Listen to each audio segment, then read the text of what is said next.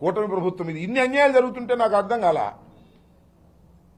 తిరుపతిలో ఎవరండి? జనసేన కదా గెలిచింది. తిరుపతిలో ఇన్ని దౌర్జన్యాలు జరుగుతున్నాయి కదా. 49లో 48 సీట్లు గెలుచుకున్నటువంటి వైఎస్ఆర్ కాంగ్రెస్ పార్టీనేమో పక్కకు పోయింది. ఒక్క సీటు గెలుచుకున్న వాళ్ళేమో డిప్యూటీ మేయర్ ఎన్నికలో గెలిచారు. ఇది ప్రజాస్వామ్యమా? ఏమండి, ఆ తిరుపతిలో గెలిచినటువంటి జనసేన అడుగుతా ఉన్నా, ఆ జనసేన పార్టీ అధ్యక్షుడు డిప్యూటీ సీఎం గారిని అడుగుతా ఉన్నా, అయ్యా పవన్ కళ్యాణ్ గారు ఇంత ఘోరం జరుగుతుంటే మాట్లాడవే, సైలెంట్ మోడ్లో ఉన్నావే, మాట్లాడలా. ఇంత అన్యాయం ఇంత ఘోరం జరుగుతూ ఉంటే is in silent mode. Pawan Kalyan గారు నోరు విప్పరు. నోరు విప్పితే తప్పని చెప్పాలి. తప్పని చెప్పే ధైర్యం లేదు. చంద్రబాబు నాయుడు గారు చేస్తున్నటువంటి ఈ అకృత్యాలను ధైర్యంగా ఎదుర్కొని ఇది తప్పు అని ఖండించే శక్తిహీనుడు పవన్ కళ్యాణ్ గారు. తిరుపతిలో నీ శాసనసభ్యుడు గెలుచుకున్నటువంటి నియోజకవర్గంలో ప్రజాస్వామ్యం ఖూనీ అవుతుంటే నోటికి ప్లాస్టర్స్ కూర్చున్నావు ఏంటయ్యా? నాకు అర్థం కాలేదు. వారిని దుంపదేగా నేను 10 సంవత్సరాల నుంచి చూస్తున్నా, ఎంత ఊగిపోయేవాడు.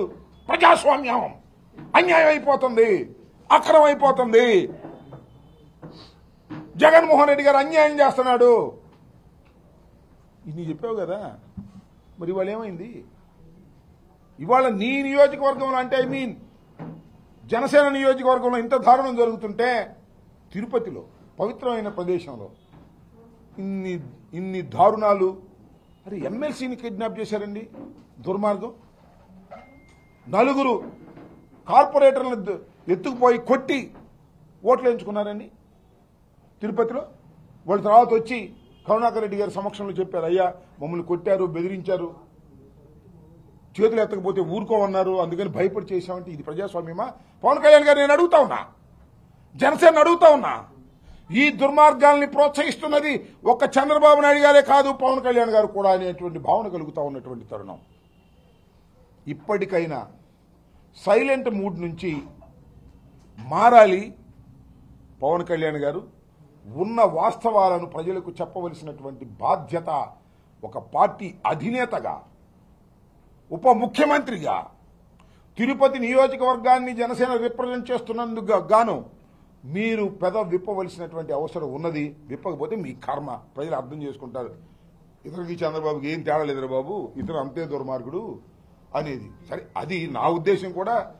చంద్రబాబు ఏం చెప్తే అది చేయడానికి సిద్ధపడినటువంటి వ్యక్తే తప్ప మమ్మల్ని అప్పుడప్పుడు అంటా ఉంటారు జగన్మోహన్ రెడ్డి గారికి వీళ్ళు సపోర్ట్ చేస్తున్నారని. ఆయనేమో చంద్రబాబు ముఖ్యమంత్రి కావాలని ఆయన ప్రయత్నం చేస్తాడు, మేమేమో జగన్మోహన్ రెడ్డి గారు ముఖ్యమంత్రి కావాలని మేము ప్రయత్నం చేస్తాం. ఇది ఉన్నటువంటి పరిస్థితులు.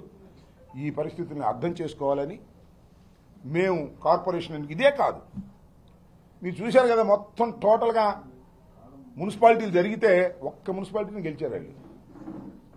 తాడిపత్రి మున్సిపాలిటీ ఒక్కటే గెలిచారు, ఏది గెలవదా. మళ్ళీ అవిశ్వాస తీర్మానానికి 4 సంవత్సరాలు టైం ఉంది, అందుకని ఆగారు. 4 సంవత్సరాల తర్వాత నాకు తెలుసు అవిశ్వాస తీర్మానం పెడతారు, ఏ ఒక్కదాన్ని బతకనియరు. మొత్తం వాళ్ళకి కైవసం చేసుకోండి, ఫైట్ చేస్తాం. భగవంతుడు ఆశీర్వదిస్తేను, ప్రజలు ఆశీర్వదిస్తేను ఫైట్ చేస్తాం, గెలుచుకునేందుకు ప్రయత్నం చేస్తాం. మీరు డబ్బులు ఇస్తారు, దౌర్జన్యం చేస్తారు, ఆఫీసులను ఉపయోగించుకుని చేస్తారు. ఏదో ఒక విధంగా ఏ మున్సిపాలిటీని, ఏ కార్పొరేషన్ని బతకనివ్వకూడదు. వైసీపీ చేతిలోంచి లాగేసుకోవాలి. ఏం పాగు తింటారు అబ్బా లాగేసుకుని సంవత్సరం కాలంలో? చెడ్డ పేరు తప్ప తెచ్చుకోండి, చెడ్డ పేరు కట్టలుగా, మాకేం అభ్యంతరం లేదు. అది ఒక అంశం. ఇంకొక అంశాన్ని ఏంటంటే, బుడమేరు వరదల సందర్భంగా అనుకుంటున్నారేమో స్థాయి సంఘంలో మేము ఓడిపోయామనో, అవిశ్వాస తీర్మానం పెడితే మేము దానిలో పడిపోతామనో అనుకోమాకండి. 9,24,00,00,000 రూపాయలు బుడమేరు వరదల పేరిట ఖర్చు పెట్టామని చెప్పి లెక్కలు రాసి డబ్బులు కాజేశారు. ఎంత కాజేశారో తెలియదు. 9,24,00,000 కాజేశారా, లేక 24 లక్షలు మాత్రమే ఖర్చు పెట్టి 9 కోట్లు కాజేశారా, లేకపోతే దానిలో సగం కాజేశారా? ఇవన్నీ కూడా చట్టపరంగా ఫైట్ చేస్తాం, నిలదీస్తాం, జరిగిన అన్యాయాన్ని కుంభకోణాన్ని బయటకు తీసుకొచ్చేంత వరకు కూడా ప్రజాస్వామ్య పద్ధతుల్లో పోరాడతాం. మా మీద ఎన్ని మీరు అవిశ్వాస తీర్మానాలు పెట్టినా ఆ స్థాయి సంఘంలో కొన్నా సరే ఆ 9,24,00,000 రూపాయలు చేసినటువంటి స్కామ్ని బయట పెట్టేంత వరకు వదిలిపెట్టమని కూడా ఈ సందర్భంగా నేను చెప్పదలుచుకున్నాను. కాబట్టి దేనికైనా వైఎస్ఆర్ కాంగ్రెస్ పార్టీ సిద్ధపడి ఉంది. ఇవాళ 5 సంవత్సరాలు అధికారం చేశాం, తర్వాత ఇవాళ 11 సీట్లకి పరిమితం అయిపోయాం. రాబోయే కాలంలో పార్టీని పటిష్టం చేసుకుంటే ఇవాళ ఏంటి ఇక్కడ బాక్స్ చూడండి, ఇక్కడ 56 సీట్లలో 45 గెలిస్తే ఇవాళ 23కి పడిపోయాం.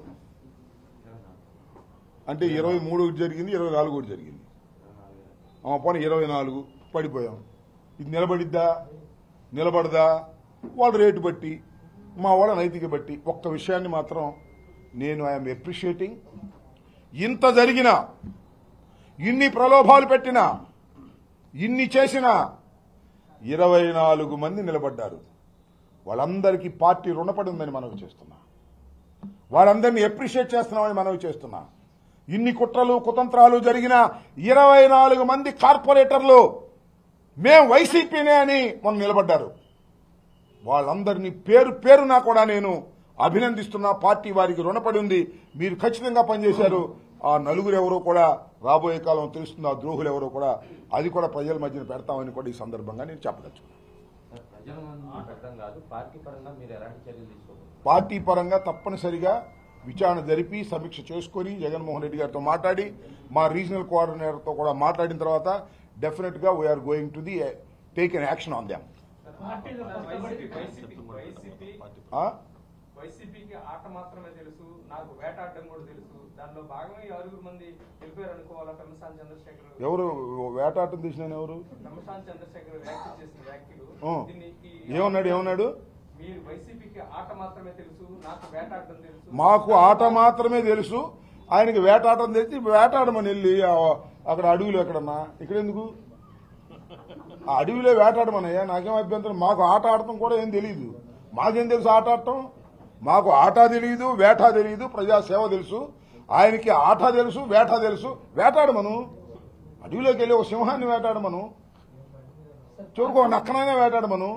మాకేం అభ్యంతరం లేదు, వేటాడుకోమను, మాకేం అభ్యంతరం లేదు. మాకు ఆట తెలియదు, వేట తెలియదు.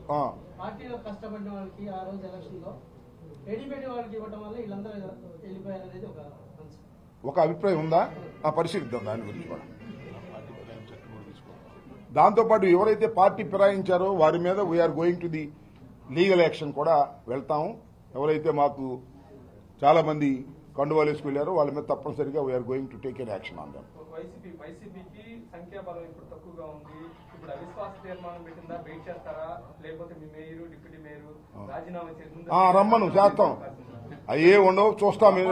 అసలు వాళ్ళు అవిశ్వాస తీర్మానం పెట్టినా కూడా వాళ్ళ వల్ల కాదు. చట్టాల ప్రకారం చాలా ఉన్నాయి. అవన్నీ అయ్యే పని కాదు. 5 సంవత్సరాలు మేయర్గానే ఉంటాడు, రాసుకోండి. 5 సంవత్సరాలు డిప్యూటీ మేయర్గానే ఉంటాడు, రాసుకోండి. చట్టాలు అంత తేలిగ్గా కాదు. వాళ్ళ అవిశ్వాస తీర్మానం ఎట్ట పెడతారో చూస్తాం, పెడితే ఎదుర్కొంటాం, దాని వ్యవహారం తేలుస్తాం. అన్నిటికీ సిద్ధమే. అవునండి, చెప్పాము, కాపాడుకోలేమని చెబుతున్నాగా. అప్పుడు కూడా అట్టాగే చెప్పారు, ఇప్పుడు కూడా ఇట్లా చెప్పారు. ఏం చెప్పాలి మేము? వాళ్ళు మమ్మల్ని వేటాడతారు, మేము పారిపోతామని చెప్పాలా? తప్పుకోమని చెప్పాం కదా, తప్పుకునే ప్రశ్న లేదు. అసలు నోటిఫికేషన్ రాని చూస్తాం. అవిశ్వాస తీర్మానం పెట్టే సంఖ్య వాళ్ళకి లేదా ఎన్ని వేరే విషయాలు అవన్నీ వీ విల్ డిస్కస్ లేటర్. వాళ్ళు పెట్టిన తర్వాత మళ్ళీ ప్రెస్ మీట్ ఉంటుంది. Don't worry. మీకు ఒకేసారి చెప్పేస్తే అన్ని రాసేసుకుంటారు, కుదరదు. నిదానంగా చెప్తాం. వాళ్ళు అవిశ్వాస తీర్మానం పెట్టినప్పుడు మాట్లాడతాం. చాలా విషయాలు ఉన్నాయి. మేము దేనికైనా సిద్ధం ఉన్నాం కదా, ఇంకేంటి? We are ready for anything.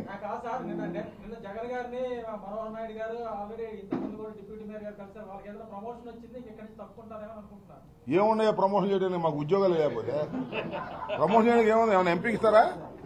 ఏముంది మా దగ్గర ఉద్యోగాలు లేకపోతే ఇంకా ప్రమోషన్ ఏంటి? ఉన్న ఉద్యోగాలు పోతుంటే ఎన్ని ప్రమోషన్? ఏ ప్రమోషన్ అయ్యా? మేము అధికారులు లేని వాళ్ళకి ఇంకా ప్రమోషన్లు ఏముంటాయి? వాళ్ళు ఇచ్చుకుంటారు ప్రమోషన్లు. వాళ్ళు అందరూ పిలుస్తున్నారు, రండి మా పార్టీలోకి ప్రమోషన్ ఇస్తాం, రండి మా పార్టీలో ప్రమోషన్ ఇస్తామని. 24 మంది నిలబడ్డారు. మీ ప్రమోషన్ వద్దు, మీ డబ్బు వద్దు, మీ గాడి గుడ్డు వద్దు, పాపా అని నిలబడ్డారు 24 మంది. శభాష్, వాళ్ళకి సాల్యూట్.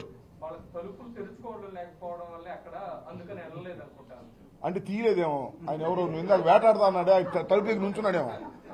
ఆ వేటాడుతా అన్నాడు ఎవరైనా మీరే చెప్పు, మీకు తెలుసు. ఎవరు నువ్వు చెప్పావు ఇందాక ఎవరు వేటాడుతాడు నాకేం తెలుసు ఆయన ఎవరు చాలా సందర్భాల్లో డైలీ 2 గంటలు ఎవరు ఎవరై గుర్తురావట్లేదు మీరే అంటారు కదా సార్, రోజు డైలీ కాల్ చేసుకుంటారు. గుర్తురావట్లేదు ఎవరైనా మీరు ఫోన్ చేసి వస్తున్నాయి. పెమ్మసానికి నేను ఎప్పుడు ఫోన్ చేయలేదు. ఆయన ఏమయ్యా పెమ్మసానికి గారికి నేను ఎప్పుడు ఫోన్ చేయలేదు. ఆయన అమెరికాలో ఉండే వ్యక్తి, గౌరవప్రదమైన వ్యక్తి, కోట్ల రూపాయలు కష్టపడి సంపాదించిన వ్యక్తి. ఆయన నాకు తెలిసి రెసిడెన్సీ చదువుకుంటారు, ఇక్కడి నుంచి వెళ్ళి రెసిడెన్సీ చదువుకుంటారే. మా అమ్మాయి కూడా రెసిడెన్సీ చదువుకుంది. వాళ్ళకు యూ వర్డ్ అని ఒక పేపర్, పెద్ద డిమాండ్ పేపర్ అది. మా అమ్మాయి నేను అడిగాను, అమ్మాయి ఈ ఫోటో తెలుసు. ఈయన అన్నాడు ఈయన చాలా గొప్పోడు, ఈయన మెడికల్లో బ్రహ్మాండమైన ఫీల్డ్, ఈయన కోట్లు సంపాదించాడు, చాలా గొప్పడు. ఈయన రాజకీయాల్లోకి వచ్చాడా అన్నావు. రాజకీయాల్లోకి వచ్చాడు, ఇప్పుడు ఏటాటం మొదలెట్టాడు. అది నాకు బాధ వేసింది. అంత గొప్పోడు మరి వచ్చి రాజకీయాల్లోకి వచ్చి ఏటాటం మొదలెడతాడు. మీ ఇంటికి వెళ్ళి డబ్బులు ఇస్తా, మీ ఇంటికి వెళ్ళి డబ్బులు ఇస్తా, నీ కండవేస్తా అని తిరుగుతున్నాడు. అంత గొప్పోడు, కేంద్ర మంత్రి అయినోడు. చివరికి స్థాయి సంఘాల ఎన్నికల్లో స్థాయి తగ్గిపోయింది. బుష్ చాలా గొప్పోడు. యూ వరల్డ్ అనేది అమెరికాలో చాలా ఫేమస్. ఎందుకంటే మా అమ్మాయి అక్కడ రెసిడెన్సీ పాస్ అయ్యి ఇప్పుడు చేస్తుంది. మా అమ్మాయి కూడా ఫాలో అయింది. చాలా గొప్పవాడని అమెరికాలో తెలుగు వాళ్ళందరూ మెచ్చుకునే వ్యక్తి. 5,000 కోట్లయ్యా మామూలా. ఇంకా ఆయన వేటాడతాడు, ఆట ఆడతాడు, పాట పాడతాడు. మనం ఏం చేస్తాం?